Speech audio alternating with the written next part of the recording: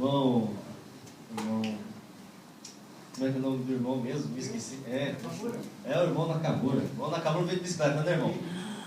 Ó, corajoso, hein? Acho que todo mundo aqui veio de carro, não foi?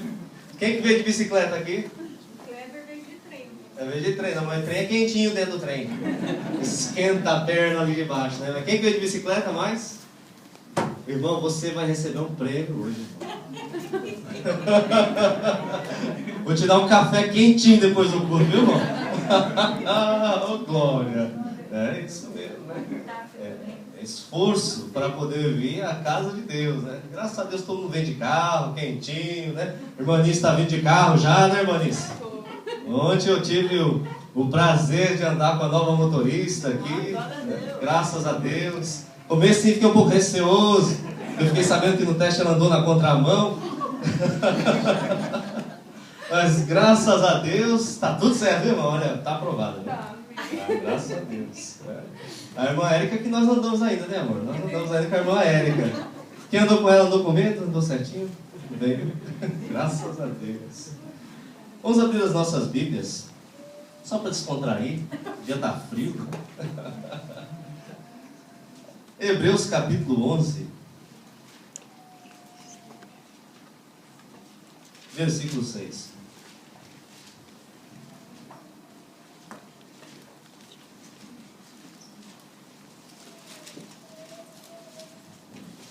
Hebreus 11, versículo 6. Mensagem temática. Então, você vai ver muitos versículos esparsos, mas é um tema muito importante e relevante para a nossa fé. O tema da mensagem é fé. Leamos.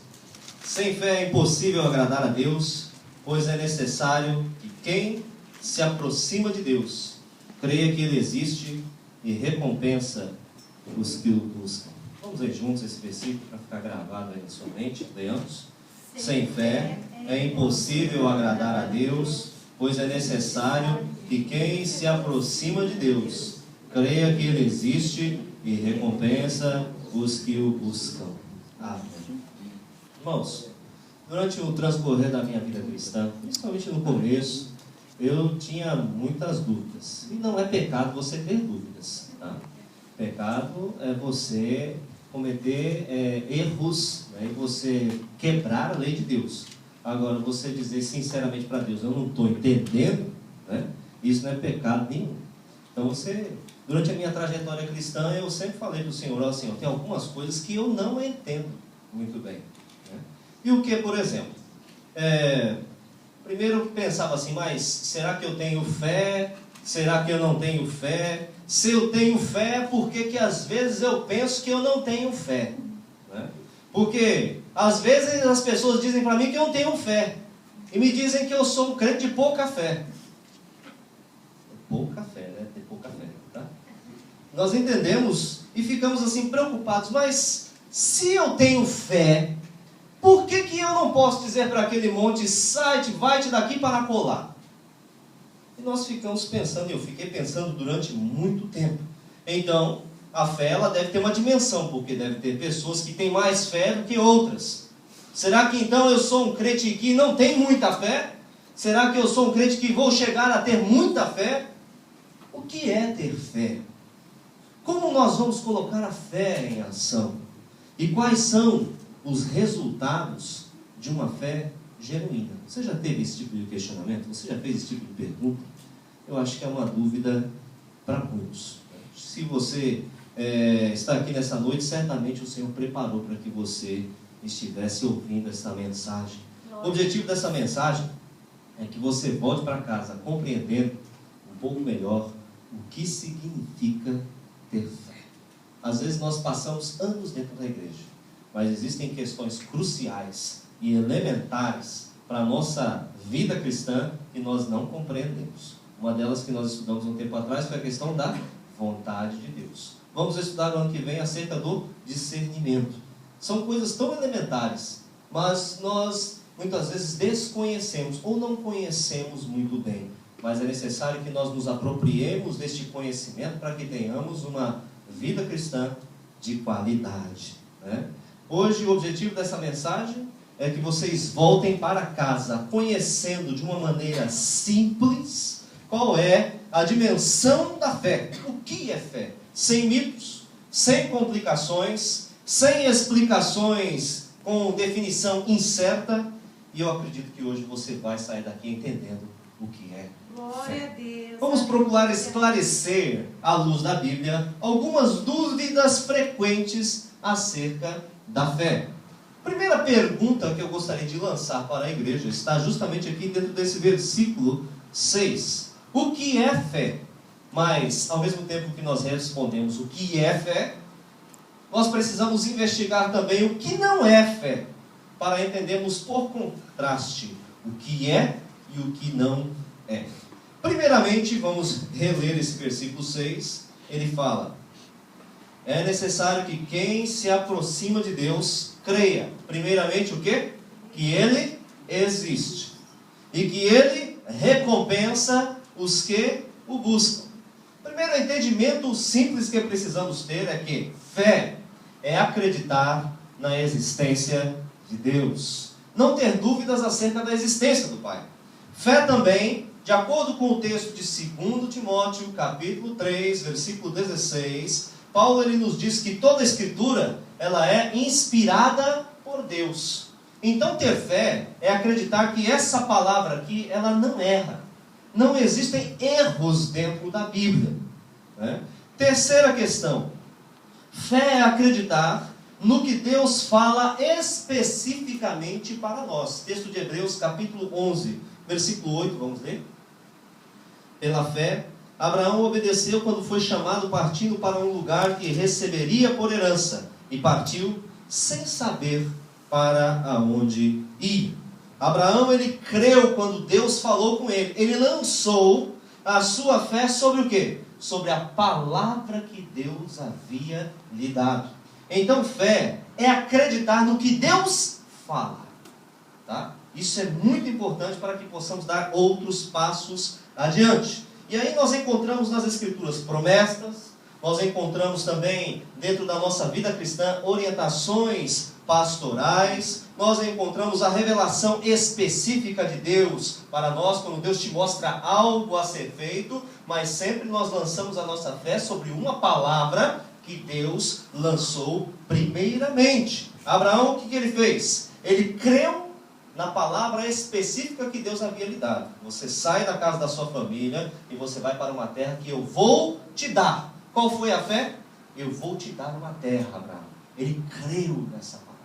Então ele saiu da sua parentela e lançou toda a sua vida. Ele reconstruiu toda a sua vida sobre esta direção que o Senhor havia lhe dado. Segundo Pedro, capítulo 1, versículo 16, Pedro ele fala que ele não construiu, que ele não criou nenhuma história acerca de Jesus Cristo, mas ele pregava essa palavra e ele falava de Jesus porque ele tinha visto com seus próprios olhos. Então, a palavra de Deus e a fé, ela inclui o elemento racional. Não é nada irracional. Não é uma fé cega, né? Eu estou lançando a minha fé sobre algo que eu estou vendo que é verdadeiro.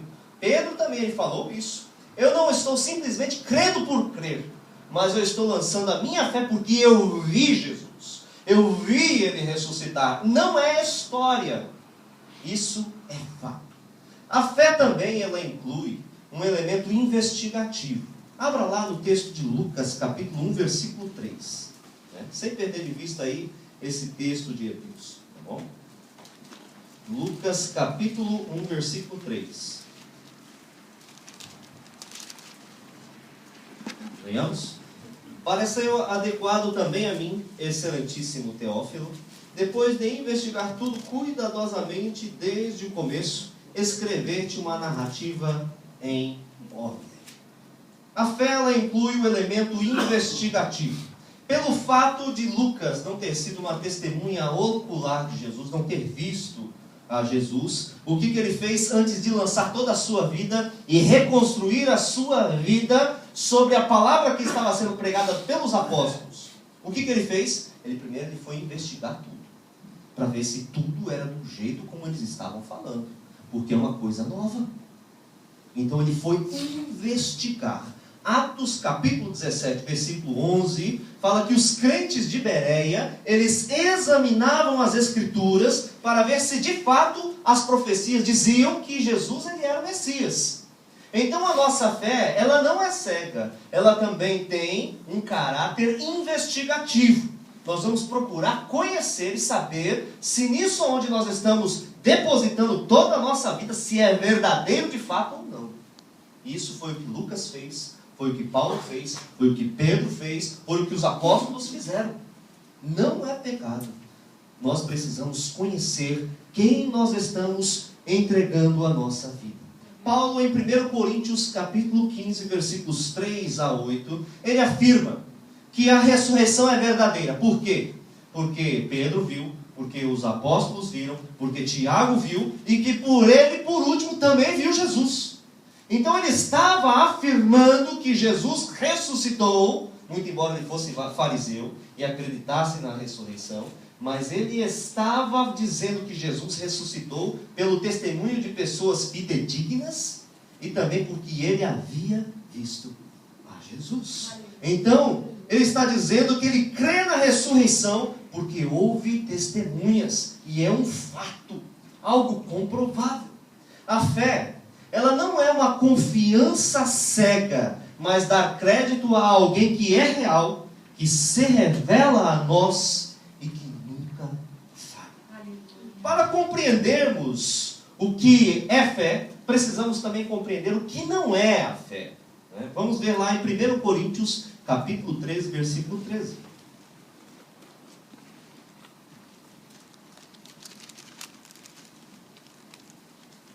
Texto bem conhecido. Talvez você nunca tenha analisado por essa perspectiva. Vamos ver. Portanto, agora permanecem esses três: a fé, a esperança e o amor. Fica até aqui.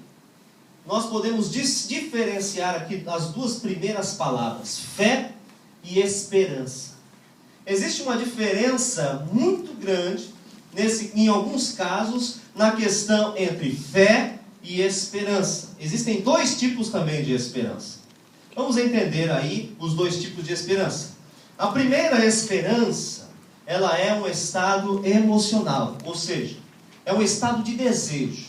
Em nosso coração existe algo que eu gostaria de alcançar, não tenho certeza se Deus vai me dar, não tenho certeza se é aprovável ou não diante de Deus nas Escrituras, não tenho certeza se Deus deseja aquilo para mim, se Ele tem um plano de me dar aquilo. Ou seja, eu tenho uma esperança. Tenho esperança de que eu vou ser uma pessoa próspera. Eu tenho esperança de que um dia eu vou ganhar no Takarakuji. Eu não jogo no Takarakuji. Eu tenho esperança de que um dia eu vou receber algo impossível. Eu tenho esperança. Mas muitas vezes eu não sei se isso é a vontade de Deus ou não. Então existe essa questão da esperança que está relacionada com o desejo de algo que nós gostaríamos, mas nós não temos certeza se Deus vai nos dar. A segunda esperança é a esperança bíblica. A esperança de coisas que Deus prometeu, que eu não estou vendo ainda, mas eu sei que vão acontecer, porque Ele é quem nos diz. Não por causa do que está sendo dito, mas por causa da pessoa que fala. Quem é que fala? O próprio Deus. Se Ele prometeu alguma coisa para nós, Ele é fiel para cumprir todas as coisas. O texto de Hebreus, capítulo 6, versículo 19, fala que essa esperança, ela é a âncora da alma. Ou seja, um barco, ele tem uma âncora. A âncora, ela é utilizada para que o barco ele não fique flutuando à deriva no mar. Ele precisa ter uma âncora. Ele precisa ter um poste. Ele precisa ter um ponto fixo para não sair à deriva. Então, desta forma, a fé, ela é a esperança, a certeza de coisas que nós esperamos, não alcançamos ainda, não vemos ainda, mas nós temos certeza porque Deus nos deu a sua palavra. E nós cremos sobre a palavra lançada. Hebreus capítulo 11, versículo 1. Vamos abrir lá? O texto ele fala: a fé é a garantia do que se espera e a prova do que se não vê. Quem prometeu? Deus. Não vi ainda? Tudo bem. mas eu sei que vai acontecer porque foi Deus quem falou. Então eu lanço a minha fé sobre a palavra de Deus. Agora vamos voltar para a questão da esperança. Na primeira esperança, que é um estado emocional. Por outro lado, não há como crer se Deus não promete. Se Deus não te prometeu nada, não nos prometeu alguma coisa, como que nós vamos crer? Permanece apenas uma esperança emocional. Deus, ele precisa falar algo para que nós possamos crer sobre a sua palavra, né? Porque senão nós estaremos crendo na esperança. Sabe o que é crer na esperança?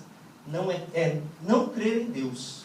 Quando eu creio naquilo que Deus falou, estou crendo na palavra de Deus. Agora, quando eu estou crendo na esperança, eu estou crendo que aquilo que eu desejo vai acontecer. Mas se Deus falou ou não falou, eu não sei. Então existe uma diferença muito grande. Por que muitas pessoas saem frustradas das igrejas evangélicas? Porque existem promessas sobre a esperança das pessoas que elas não vão conseguir, nós não temos certeza se elas vão conseguir alcançar ou não. Foi dito aqui nesta noite acerca da oração. Você sabe qual é o meio para Deus agir neste mundo? É através da nossa oração. Existem coisas que Deus até mesmo, como disse com Ezequias, Deus falou, você vai morrer.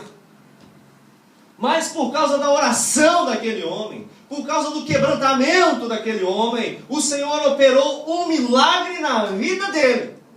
E o Senhor desfez a sua primeira ordem e falou assim, então eu vou te dar mais 15 anos de vida, Ezequias. Então a nossa oração é importante. Se você pensa que orar é irrelevante, então comece a rever esse seu conceito, porque oração, ela é fundamental. Precisamos estar orando continuamente. Para quê? Para que Deus possa liberar a sua palavra. E ele dizer, eu vou operar, eu vou agir. Deus falou para Ezequias, eu te darei mais anos de vida.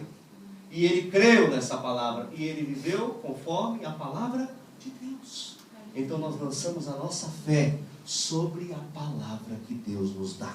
E nós intercedemos e nós oramos para que Deus, ele possa liberar palavras de vida sobre as quais nós possamos lançar a nossa fé. Deu para nós entendermos aqui o que é então fé. Fé é crer que Deus existe.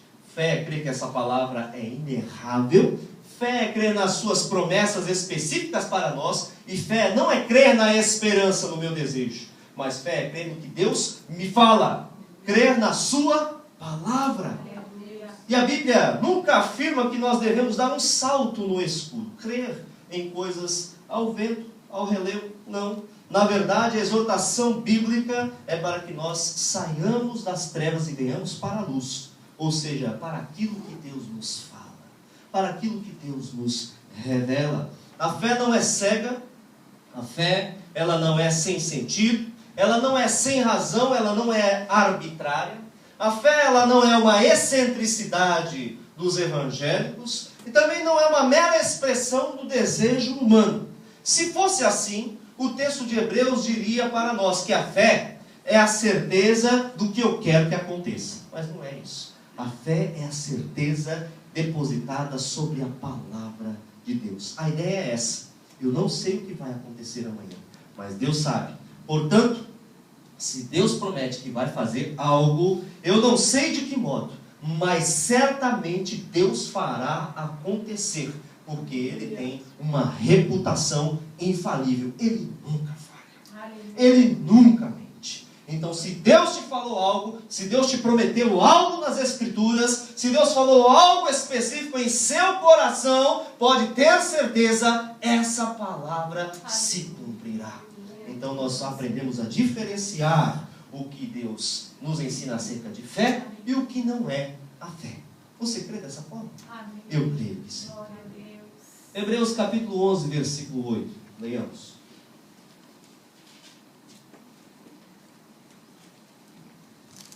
Pela fé, Abraão obedeceu quando foi chamado, partindo para um lugar que receberia por herança. E partiu sem saber para onde ia. Segunda pergunta que nós fazemos e que é comum é: eu tenho fé? Será que eu tenho fé? Qual é a dimensão da minha fé? No caso, Abraão, ele demonstrou a sua fé por meio da obediência. O que o texto fala, pela fé, Abraão obedeceu. Todo aquele que crê em Deus procura obedecer e procura agradar a Deus. Dá a sua vida inteira a Deus. O que Abraão fez? Ele reconstruiu toda a sua existência, a sua família, toda a sua organização para obedecer à vontade de Deus. Sem fé, irmãos, não há motivação para nós obedecermos à palavra de Deus. Nós precisamos ter fé no coração para viver de uma maneira que agrada ao Senhor. Isso acontece porque ninguém se importa em honrar uma pessoa na qual ele não crê que exista e na qual ele não acredita que ela seja digna de ser seguida, de ser crida, de ser honrada. Portanto, eu posso saber se eu tenho fé por meio da força que empregamos para obedecer à vontade de Deus. Se eu estou empregando força para fazer a vontade de Deus, para estar na sua presença, para ter comunhão com o Espírito Santo de Deus, para me santificar, você pode ter certeza que você está andando em fé. Existe fé no seu coração. Se não existisse, você não ia se preocupar em ser santo. Então existe fé no seu coração. Lucas capítulo 12, versículo 34 nos diz, Jesus, onde está o vosso tesouro, aí também estará o vosso coração. Sabe como também identificamos se nós temos fé? A maneira como nós investimos os nossos recursos e como nós investimos o nosso tempo. Onde estiver vosso tesouro, aí estará também o vosso coração. Investimos tempo e dinheiro no reino de Deus ou investimos só no nosso próprio reino, no nosso próprio benefício? Investimos tempo na presença de Deus ou somente para nós? Dá para nós fazermos uma avaliação, pessoal, se nós temos fé, simplesmente pelos efeitos da nossa vida. Investir tempo na vontade de Deus também significa investir tempo na vontade dele para a nossa família. Ter relacionamento com o seu cônjuge. Ter diálogo com seus filhos. Você está fazendo a vontade de Deus. Quando você estende a mão em solidariedade, vai visitar alguém no hospital, quando você ajuda a fazer uma interpretação para alguém que não sabe falar o japonês, você está estendendo a mão e está fazendo também o que Deus deseja que você faça. Quando você oferta para alguém que está passando necessidade dentro de casa, você está fazendo o que Deus quer que você faça, gerenciando os recursos que Deus colocou em suas mãos. Toda vez que você oferta, que você dizima, você está cumprindo o que a palavra de Deus nos orienta. Você está fazendo a vontade de Deus.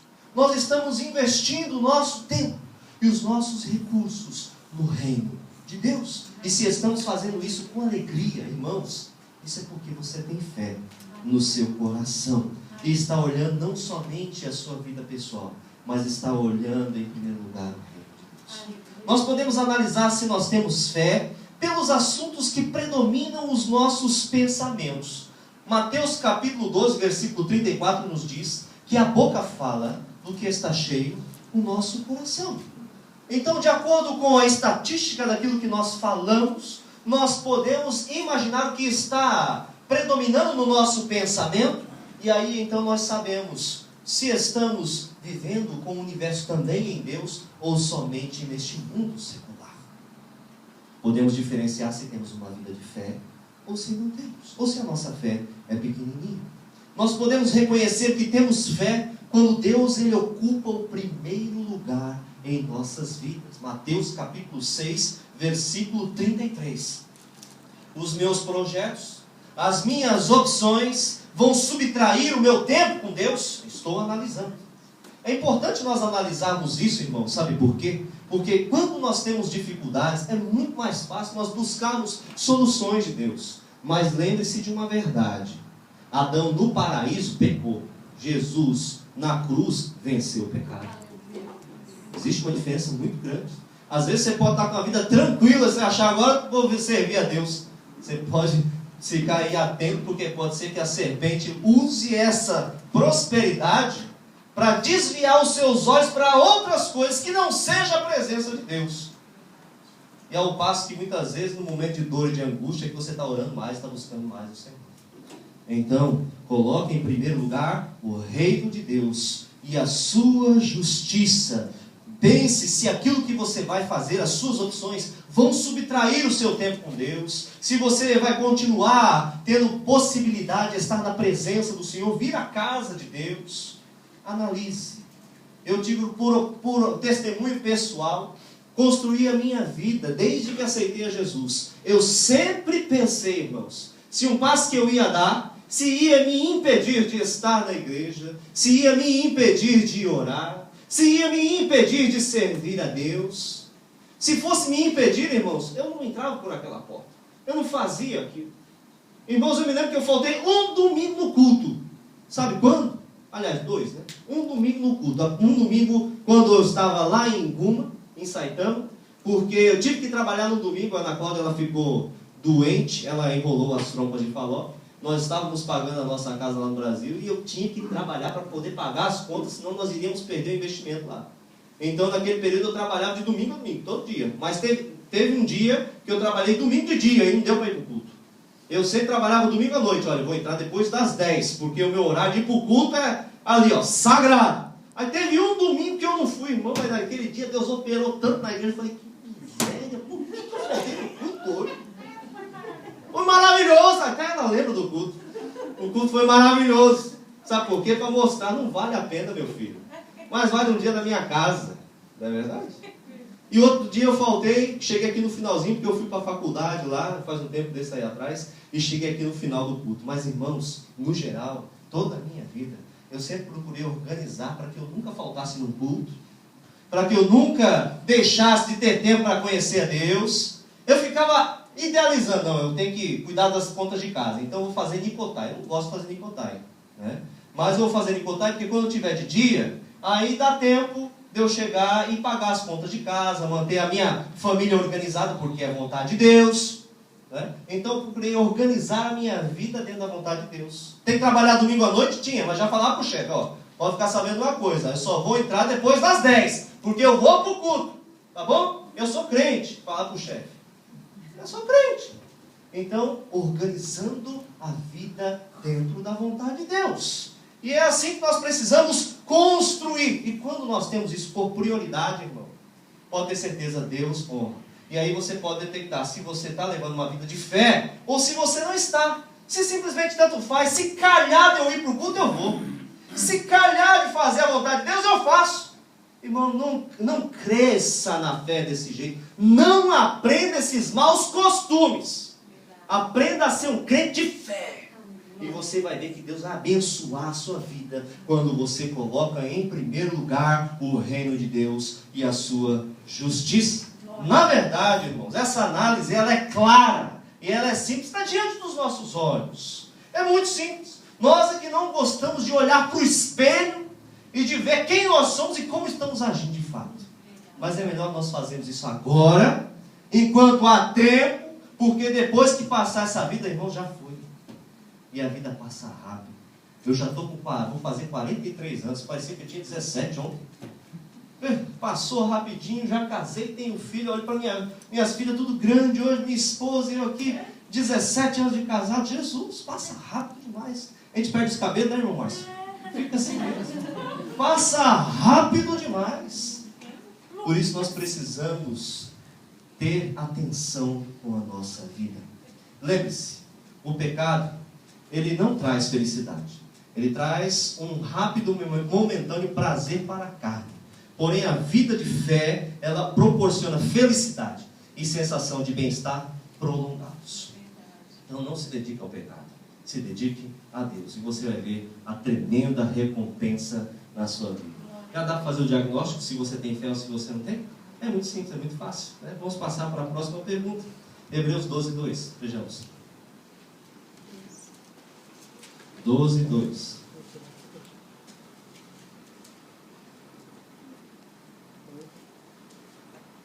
Fixando os olhos em Jesus, o autor e consumador da nossa fé, o qual, por causa da alegria que lhe estava proposta, suportou a cruz, não fazendo caso da vergonha que sofreu, e está assentado à direita do trono trono de Deus.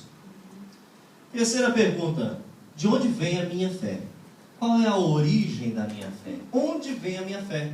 O texto de Hebreus ele fala bem claro: Jesus, ele é o autor da nossa fé. Ele quem desenhou, ele quem projetou a fé que existe no seu coração hoje. Para nós entendermos bem essa questão da origem da fé, vamos fazer uma avaliação, uma análise cronológica da salvação. Primeiramente, vamos analisar o que se diz no popular. No popular diz que nós precisamos ter fé para nascer de novo. E às vezes nós cometemos esse equívoco. Falamos assim: olha, você precisa ter fé. Tenha fé em Jesus para que você possa nascer de novo, ser uma nova criatura e você ser salvo. Né? É um equívoco essa informação. Por quê? Porque nós estamos dizendo que a pessoa caída no pecado, ela tem a possibilidade de gerar fé no seu coração. Afastada de Deus, sem a presença do Espírito Santo, vivendo em pecado, ela tem a possibilidade de gerar fé salvífica no seu coração. Não é isso que a Bíblia ensina.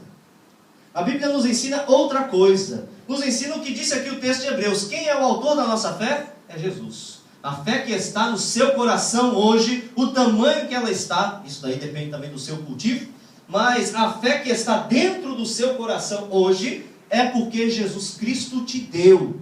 Você consegue crer que Ele existe, você consegue crer que Ele quer te abençoar, você consegue crer que essa palavra é verdadeira, foi porque Deus colocou essa fé no seu coração.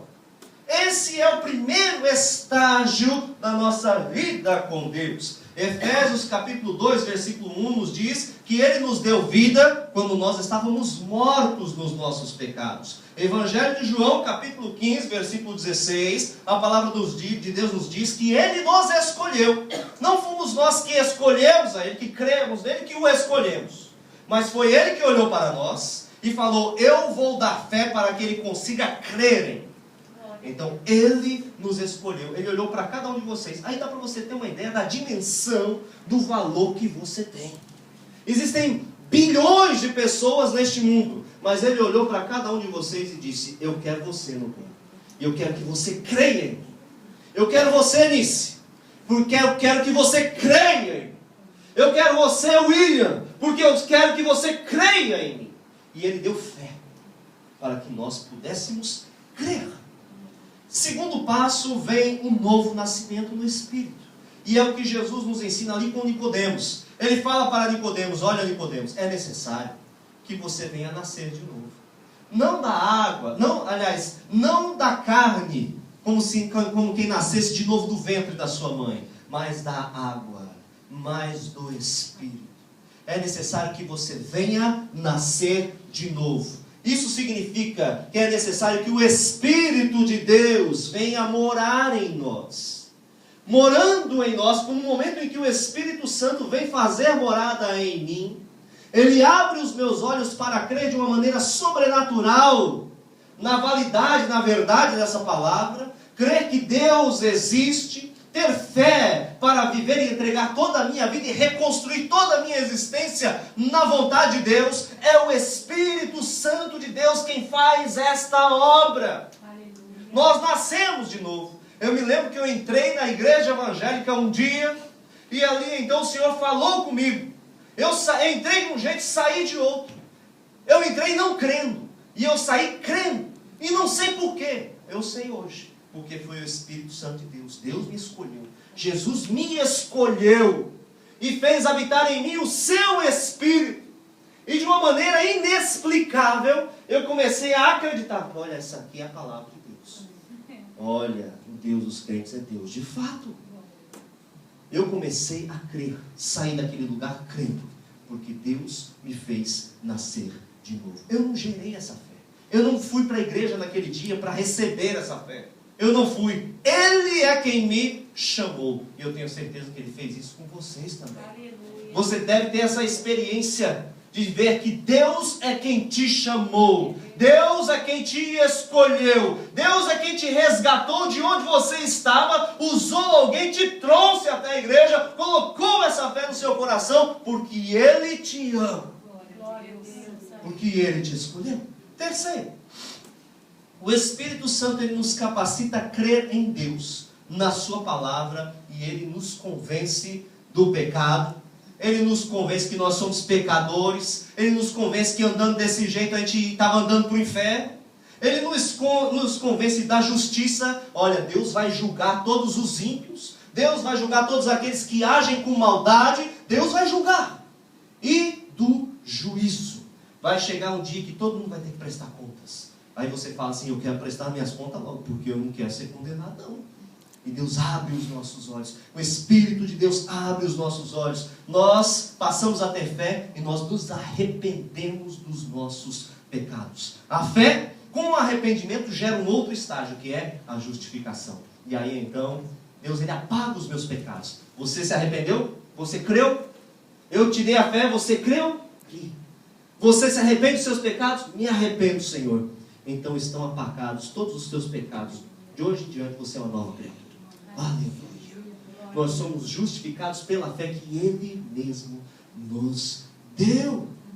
Tremendo isso, irmãos. Está escrito no livro de Romanos, capítulo 5, versículo 1. E desta forma nós compreendemos que a fé, ela é um presente de Deus. O Senhor primeiramente nos dá e começamos a colocar em prática pelos primeiros passos de obediência. A fé, ela é um talento, ela é um presente. Deus deu para nós e nós precisamos usar a fé. Nós precisamos colocar a fé em prática. E a obediência, ela aperfeiçoa a fé, que por sua vez, ela viabiliza novas obras e nós começamos a praticar mais justiça. E essa é uma dinâmica sinergética. Tenho fé, faço mais obras de justiça. Aí tem mais fé, mais obras, mais fé, mais obras. Eu vou crescer na minha vida, vai sendo crescente, conforme o livro de Tiago, capítulo 2, versículos 21 e 22. Agora é importante você entender uma coisa. Deus mesmo é quem direciona a nossa fé. Romanos, capítulo 12, versículo 3. Por favor, abra esse texto. Romanos 12, 3.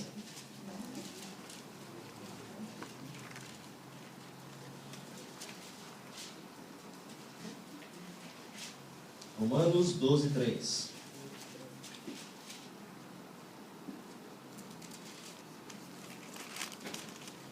Porque pela graça que me foi dada, digo a cada um dentre vós, que não pense de si mesmo mais do que convém, mas que pense de si com equilíbrio, conforme a medida da fé que Deus repartiu a cada um. Deus mesmo é quem direciona a nossa fé. Ele nos deu a fé, e Ele direciona a nossa fé, para que nós venhamos cumprir o propósito que Ele tem em nossas vidas. Abraão teve fé para ser peregrino, para ser estrangeiro. Noé teve fé para construir uma arca. Moisés, ele teve fé para se recusar a ser chamado filho da filha de Faraó. Os profetas tiveram fé para pregar sob risco de morte. Os mártires, eles tiveram fé para se entregar em sacrifício. Os guerreiros tiveram fé para tirar forças da fraqueza. E assim por diante. Hoje em dia existem pessoas que têm fé para milagres. Tem pessoas que têm fé para pregar a palavra de Deus. Tem pessoas que têm fé para uma obra de evangelização. Tem pessoas que têm fé para serem contribuintes fiéis com missões e dar suporte para aquele que está fazendo a obra de Deus. Existem vários tipos de fé e vários níveis, de uma maneira diferenciada, porque Deus é quem coloca essa fé no coração humano, para que a diversidade da igreja venha cumprir de uma maneira plena o ministério que Ele tem reservado para todos nós. Deus é quem coloca essa fé no seu coração. Irmã Brenda, irmão Márcio, a fé que eles têm é para trabalhar com a palavra de Deus entre os japoneses. Eles têm essa fé. Ali 2, 3 tocando, não tem importância. É a fé que o Senhor colocou em seus corações. A fé que o Senhor nos deu, irmãos, é uma fé única, exclusiva para nós. E de onde vem essa fé? Essa fé vem de Deus. Foi Deus quem te deu. E você vai cumprir o propósito que Ele deseja para você e do tamanho da oportunidade, o tamanho do propósito que Ele tem para você. Se alguém vai ter um ministério que vai alcançar outros países, é necessário ter uma qualidade de fé diferente daquele que vai trabalhar em uma igreja local. É diferente daquele que vai trabalhar em um ministério evangelístico. É diferente daquele que vai trabalhar dentro de um seminário ensinando. nós temos medidas de fé diferentes, apropriadas para o chamado que o Senhor tem para cada um de nós. A minha fé não é melhor do que a de ninguém, e também não é inferior do que a de ninguém. Precisamos ter essa consciência, porque Deus mesmo é quem distribuiu essa medida de fé. O que o texto ele nos fala? Para que dentre vós não penseis de si mesmo mais do que convém. A minha fé é maior do que a outra. Não. Mas que nós possamos pensar com equilíbrio dentro daquilo que o Senhor nos concedeu. Deu para nós entendermos de onde vem a nossa fé. E a última pergunta que eu gostaria de fazer para vocês. 1 Tessalonicenses capítulo 1, versículo 13.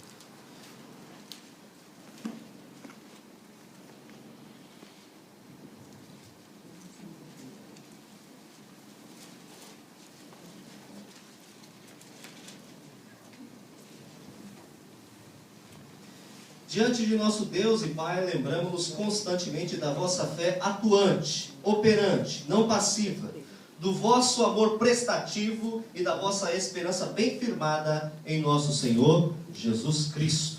Ou seja, a fé desses tessalonicenses, que em um primeiro momento era fraca, porque eles foram comparados em um determinado texto com os crentes de Bereia, mas esses crentes de Tessalônica, depois eles começaram a crescer na fé. A fé estava se tornando uma fé atuante, operante, uma fé que estava levando-os a ter um grau diferente de atitudes. Eles estavam então cultivando a fé.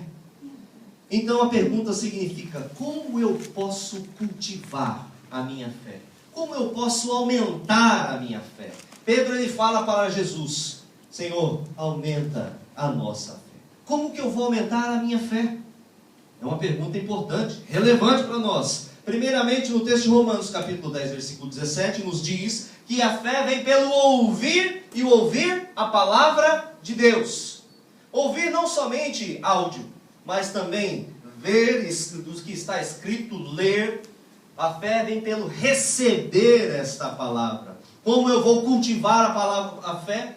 Nós vamos cultivar essa fé através do conhecimento da palavra de Deus. Quanto mais tempo eu gasto com essa palavra, quanto mais eu procuro conhecer as Escrituras, maior será a minha fé. De igual modo, se eu sou negligente em ler as Escrituras, se eu não reservo tempo diariamente para ler as Escrituras, pode ter certeza, a sua fé vai ser decrescente. Então é necessário, para que nós cresçamos na fé, que nós estejamos expostos a essa palavra todos os dias e cada vez mais. Conhecer bem e cada vez mais as Escrituras. Porque senão nós estaremos substituindo os pensamentos de Deus pelos pensamentos seculares. Então encha sua mente com a palavra de Deus. Segundo meio para nós cultivarmos a nossa fé é por meio dos sacramentos. Marcos capítulo 16, versículo 16 nos diz para nós irmos fazer discípulos e batizá-los. Irmãos, quando nós batizamos uma pessoa no nome de Jesus, estamos cumprindo esta palavra, essa ordenança bíblica, ela traz crescimento. A pessoa sai de um estágio para outro, ela passa a fazer parte oficialmente do corpo de Cristo. Batismo, ele é importante. Levar a sério essa aliança com Deus, ela é importante para o crescimento da nossa fé. Outro sacramento, lá em 1 Coríntios capítulo 11, versículos 28 e 29, fala acerca da participação na ceia do Senhor. Participar da ceia do Senhor, ela nos traz crescimento espiritual. O texto ele fala para nós nos examinarmos a nós mesmos. Se nós participarmos indignamente, nós podemos correr o risco de morrer espiritualmente. Mas se nós participamos de um modo digno, nós estamos incorrendo na bênção de ter a nossa fé estimulada e fortalecida pelo Espírito Santo de Deus. E terceiro meio para nós cultivarmos a nossa fé está em Jeremias capítulo 29, versículos 12 e 13. O Senhor ele nos fala: buscar-me-eis e me achareis, quando me buscardes de todo o vosso coração. Nós devemos buscar a Deus como, irmãos? Em oração. A oração ela é importante. Ela é um meio dado por Deus para nós gastarmos tempo com o Senhor. que a sua mente esteja ligada todo o tempo com o Senhor. Se você estiver trabalhando, que a sua mente esteja ligada com o Senhor. Se você tiver um tempo livre, vai orar ao Senhor. Reserve um tempo para falar com Deus todos os dias. Vai falando com o Pai todo o tempo. Vai andando com o Senhor, vai falando com Ele, reservando tempos para estar falando com o Pai também em oração. Quando nós saímos também desse período de oração, nós percebemos a sua providência. Percebemos que Ele nos fortaleceu, Ele consolou os nossos corações. Já percebeu? Existe um momento que nós estamos tão carregados, aflitos, e vamos ali em oração e falamos com Deus, e nós percebemos que parece que Ele tirou um peso, nos deu um alívio, Ele nos deu uma paz. A oração ela é importante para que nós tenhamos paz. A oração ela é importante para também fazer com que Deus atue em nossa vida, mude aquilo que está ao nosso redor. Ele lance a sua palavra para que nós possamos lançar a nossa fé sobre as suas promessas. A oração move a resposta de Deus. Precisamos orar para que Deus responda às nossas petições e intercessões. Consequentemente, nós sentimos a presença de Deus de um modo tangível, tocável. Nós podemos sentir que Ele está conosco e isso fortalece a nossa fé. Na medida em que nós nos empenhamos nesses meios da graça, a nossa fé, ela se revigora, se renova e ela cresce. Mas o oposto também é verdadeiro, irmãos. Se nós quisermos observar se nós temos fé e se estamos tendo a nossa fé fortalecida, é só avaliar qual é o nosso interesse por esses quesitos tão importantes que a palavra de Deus nos ensina.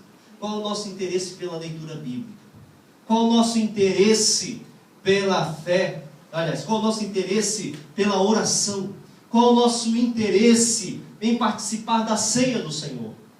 Ah, não deu para participar da ceia do Senhor? Tanto faz. Tanto faz não. Pastor, vem aqui na minha casa dar ceia para mim que eu quero participar. Eu vou lá na sua casa, você faz um café, eu tomo um café, a gente ministra a ceia para você, conversa um pouquinho, né? E abençoa, lê a palavra de Deus e você vai participar da ceia do Senhor. Participar da ceia é importante. Orar é importante. Temos campanha de 21 dias de oração, é importante. Então que nós podemos ver qual é o tamanho da nossa busca pela fé quando nós buscamos esses pontos fundamentais. Precisamos nos esforçar no cultivo da fé. Lembre-se, as pessoas mais próximas de Deus sempre foram as mais felizes, sempre foram as mais usadas nas mãos de Deus e também foram as mais beneficiadas.